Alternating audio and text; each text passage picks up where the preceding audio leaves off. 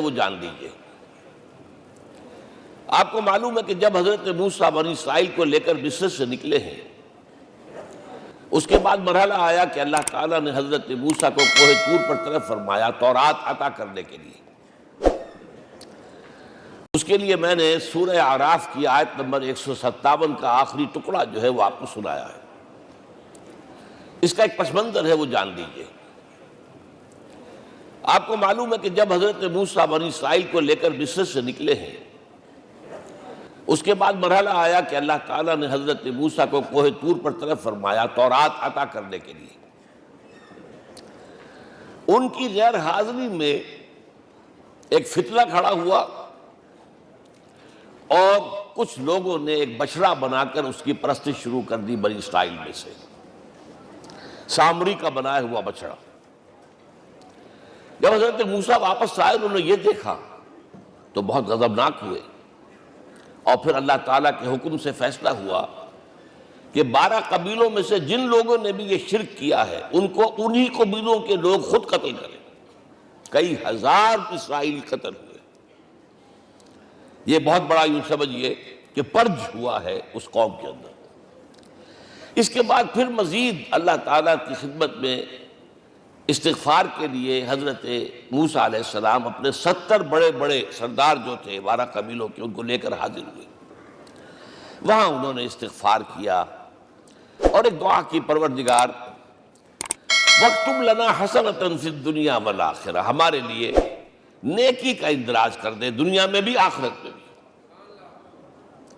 جواب ملا اللہ تعالیٰ کی طرف سے، دیکھو عذاب تو میں جس کو چاہوں گا دوں گا، اور ویسے میری رحمت ہر شے کے ساتھ موجود ہے، ہر شے کا وجود میری رحمت سے ہے، لیکن ایک میری خاص رحمت ہے جو میں لکھ رکھوں گا ان لوگوں کے لیے جو میرے نبی امی آخری رسول ان پر ایمان لائیں گے صلی اللہ علیہ وسلم۔ وہ جب آئیں گے اور وہ نیکی کا حکم دیں گے، بدی سے روکیں گے، پاکیزہ چیزوں کو حلال قرار دیں گے، ناپاک چیزوں کو حرام قرار دیں گے، نوع انسانی کے اوپر جو بوجھ تھے جو اس وقت ہوں گے ان کو اتاریں گے۔ وہ جب آئیں گے تو جو لوگ فَالَّذِينَ آمَنُوا بِهِ نمبر 1، وَعَزَّرُوهُ نمبر 2، وَنَصَرُوهُ نمبر 3، وَاتَّبَعُوا النُّورَ الَّذِي أُنزِلَ مَعَهُ أُولَٰئِكَ هُمُ الْمُفْلِحُونَ۔ جو لوگ ان پر ایمان لائیں گے، ان کی تعظیم اور توقیر کریں گے، ان کی مدد کریں گے، اور جو نور ان کے ساتھ نازل کیا جائے گا یعنی قرآن، اس کی پیروی کریں گے، وہ ہوں گے جو فلاح پانے والے ہوں گے، میری خصوصی رحمت سے حصہ ان کو ملے گا۔ اب یہاں پہلے تو دعا کر لیجئے، اللہم ربنا اجعلنا منہم، اے اللہ ہم سب کو ان میں شامل فرما دے جو تیرے نبی کے ساتھ تعلق کی ان 4 بنیادوں کی شرائط کو پورا کر سکے، تقاضوں کو پورا کر سکے۔ اب ذرا ان میں سے ایک ایک کو لیجئے۔ ایمان جانی پہچانی چیز ہے، ایمان جسے کہتے ہیں، اس کی تشریح میں جانے کی ضرورت نہیں، وقت بھی محدود ہے، لیکن ایک بات سمجھنے کی ہے بہت ضروری۔ ایمان کے 2 لیول ہیں۔ ایک قانونی ایمان ہے جس کی بنا پر ہم ایک دوسرے کو مسلمان سمجھتے ہیں، اس کا تعلق اقرار باللسان کے ساتھ ہے، زبان سے کہنا اشہد ان لا الہ الا اللہ وحدہ لا شریک لہ واشہد ان سیدنا و مولانا محمد عبدہ و رسولہ۔ کوئی ہندو تھا، سکھ تھا، پارسی تھا، عیسائی تھا، یہ کلمہ کہے اور اسلام میں آ گیا۔ لیکن یہ زبانی کلامی ایمان جو ہے یہ انسان کی سیرت و کردار پر اثر انداز نہیں ہو سکتا۔ یہی وجہ ہے آج ہم دیکھ رہے ہیں مسلمان ہی جھوٹ بھی بول رہا ہے، مسلمان ہی بے ایمانی بھی کر رہا ہے، مسلمان ہی خیانت بھی کر رہا ہے، مسلمانوں کے لیڈر بلینز کی خیانت کر رہے ہیں۔ یہ کون ہے؟ سب مسلمان ہیں۔ وہ اس کی وجہ کیا ہے کہ ہم صرف قانونی مسلمان ہیں اور ہمارا ایمان قانونی ایمان ہے۔ اس کے لیے اسلام کا لفظ قرآن میں آیا ہے سورہ حجرات میں، قالت الاعراب آمنا قل لم تؤمنوا ولکن قولوا اسلمنا۔ اے نبی یہ بدو کہہ رہے ہیں ہم ایمان لے آئے، ان سے فرما دیجئے تم ہرگز ایمان نہیں لائے ہو، یوں کہو کہ ہم مسلمان ہو گئے ہیں، وَلَمَّا يَدْخُلِ الْإِيمَانُ فِي قُلُوبِكُمْ، ابھی تک ایمان تمہارے دلوں میں داخل نہیں ہوا۔ بہرحال اللہ کا شکر ہے اس نے ہمیں مسلمانوں میں پیدا کر دیا، ورنہ ہم میں سے کتنے ہوتے اگر کہیں اور پیدا ہو گئے ہوتے تو نعمت اسلام سے بھی ہم بہرہ ہو سکتے، کیا کہہ سکتے۔ اصل ایمان ہے جب وہ دل میں داخل ہو جائے، یقین بن جائے۔ اسی لیے بچپن میں یاد کیا ہوگا ایمان مجمل، آمنت باللہ کما ہوا باسمائہ و صفاتہ وقبلت جمیع احکامہ اقرار باللسان و تصدیق بالقلب۔ جب تصدیق بالقلب ہوگی تو اب اس کے تقاضے جو ہیں عملی پیدا ہوں گے۔ ان تقاضوں میں سے ایک میں 2 حدیثوں کے حوالے سے آپ کے سامنے رکھ رہا ہوں۔ پہلی حدیث حضرت عبداللہ بن عمرو بن العاص رضی اللہ تعالی عنہما سے مروی ہے، لا یؤمن احدکم حتی یکون ہواہ طبعا لما جئت بہ۔ دیکھو تم میں سے کوئی شخص مومن نہیں ہو سکتا جب تک کہ اس کی خواہش نفس تابع نہ ہو جائے اس شریعت کے، اس قانون کے، اس ہدایت کے جو میں لے کر آیا ہوں۔ اگر عملاً تابع نہیں ہوئے تو حقیقتاً مومن نہیں ہو۔ دل میں جھانکو، Do I really believe that Muhammad is the Prophet of Allah? Do I really believe that Quran is the word of God? کبھی جھانکیے گا اندر، جواب ملے گا صحیح آپ کو۔ کیا کنوکشن ہے؟ کنوکشن ہو اور پھر حضور کی پیروی نہ ہو، حضور کے احکام کی پابندی نہ ہو، اللہ کے قوانین کی پابندی نہ ہو، کیسے ممکن ہے؟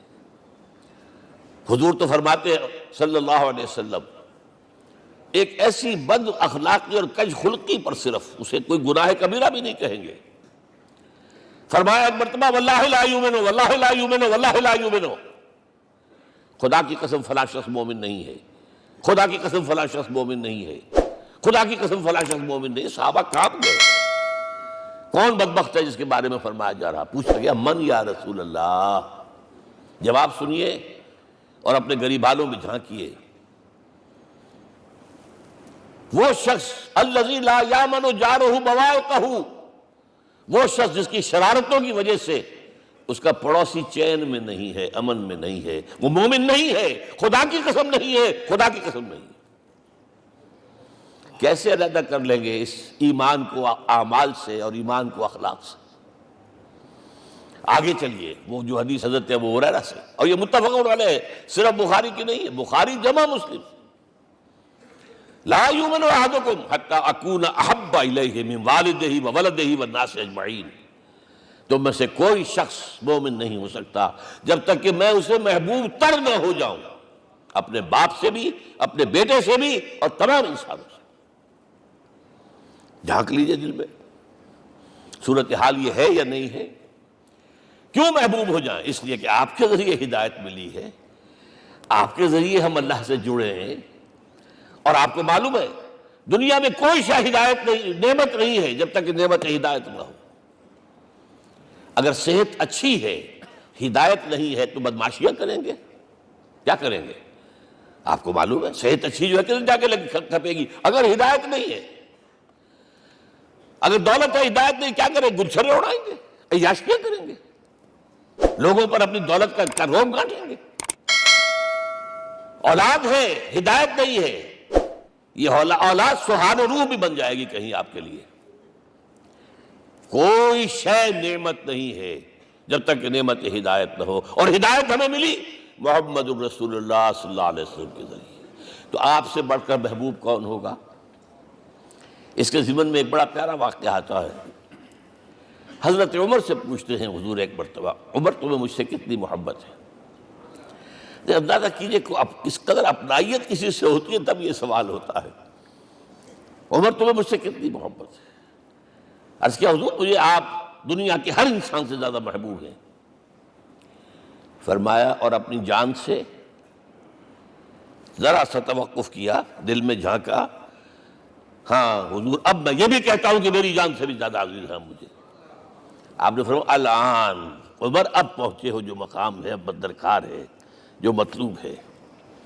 تو محبت اس درجے کی، اطاعت اس درجے کی اگر نہیں ہے تو ایمان نہیں ہے۔ ہاں قانونی ایمان ہے، اب مسلمان ہے، اللہ کا شکر ہے، بہت بڑا فضل ہے۔ اب اگلے بات پر آئیے، الضروح، ان کی توقیر، ان کی تعظیم کرے۔ یہ تعظیم کس درجے میں؟ اب وقت بہت کم ہے، میں صرف آپ کو سورہ حجرات سے مثال دے رہا ہوں۔ فرمایا گیا یا ایھا الذین آمنوا لا ترفعوا اصواتکم فوق صوت النبی ولا تجہروا لہ بالقول کجہر بعضکم لبعض ان تحبط اعمالکم وانتم لا تشعرون۔ اے ایمان والو، کبھی اپنی آواز کو حضور کی آواز سے بلند تر نہ کر دینا، کبھی جس طرح بلند آواز سے ایک دوسرے سے بات کرتے ہو ایسے نہ کر بیٹھنا، مبادا تمہارے سارے اعمال حبط ہو جائیں اور تمہیں پتہ بھی نہ چلے۔ تم تو کہو گے میں نے کوئی گناہ کبیرہ تو نہیں کیا، میں نے کوئی ڈاکہ نہیں ڈالا، چوری نہیں کی، کوئی زنا نہیں کیا، کوئی شراب نہیں پی، لیکن یہ سوء ادب، لا ترفعوا اصواتکم فوق صوت النبی ولا تجہروا لہ بالقول کجہر بعضکم لبعض ان تحبط اعمالکم۔ ہمارا ایک طرز عمل ہونا چاہیے۔ اگر کسی گفتگو میں کوئی شخص کہ حضور نے یہ فرمایا ہے، کبھی یہ نہ کہے میں نہیں مانتا،